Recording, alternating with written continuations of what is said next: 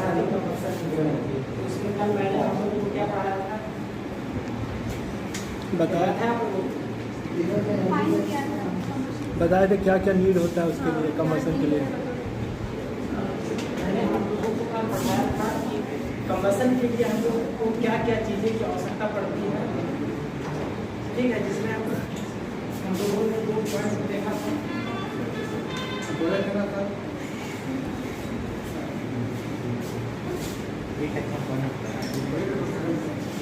हम लोगों ने कल देखा था कि कंबसन के लिए क्या क्या चीज़ों की आवश्यकता पड़ती है, जिसमें हम लोगों ने 2 पॉइंट देखा था। एक था कंबस्टिबल सब्सटेंस होना चाहिए और दूसरा था कंबस्टिबल सब्सटेंस को सपोर्ट करने वाले, जैसे कि ऑक्सीजन का जो उसे जला सके कंबस्टिबल सब्सटेंस।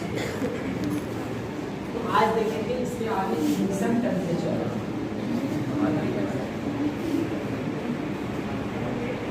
ये इग्निशन टेम्परेचर क्या होता है, पता है क्या?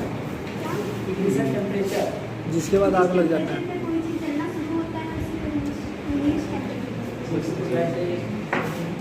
इग्निशन टेम्परेचर होता है जिस टेम्परेचर पर कोई सब्सटेंस जलने लगे।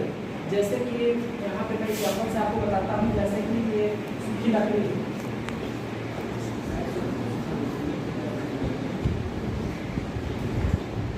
मान लीजिए ये लकड़ी, ओके, तो क्या दोनों एक ही टेम्परेचर पे जलेंगे? No sir. इन दोनों के लिए अलग अलग टेम्परेचर की जरूरत पड़ेगी। Yes. जब हम इसे टेम्परेचर देते हैं, जैसे कि टेम्परेचर इसका जब हम बढ़ाते जाते हैं तो एक टेम्परेचर आएगा जिसके लिए जलने लगेगा, ओके। लेकिन जब हम इसे जलाने जाएंगे तो इसे एक टेम्परेचर हम देंगे, एक टेम्परेचर अपना ये टेम्परेचर देते जाएंगे जिसका टेम्परेचर बढ़ते जाएगा, एक टेम्परेचर आएगा जिसपे वो जलने लगेगा। जैसे कि मान लीजिए कि हम लोग देखते हैं, हम लोग कहते हैं कि जल का जो होता है,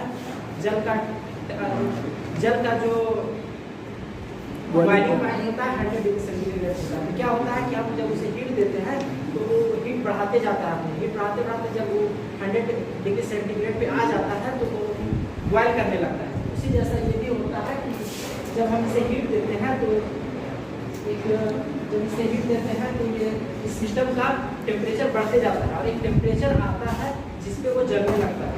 अलग अलग सब्सटेंसेस जो है अलग अलग टेम्परेचर पे जलेंगे। तो जो मिनिमम टेम्परेचर होगा जिसपे कोई सब्सटेंस जलने लगेगा उसी को हम लोग इग्निशन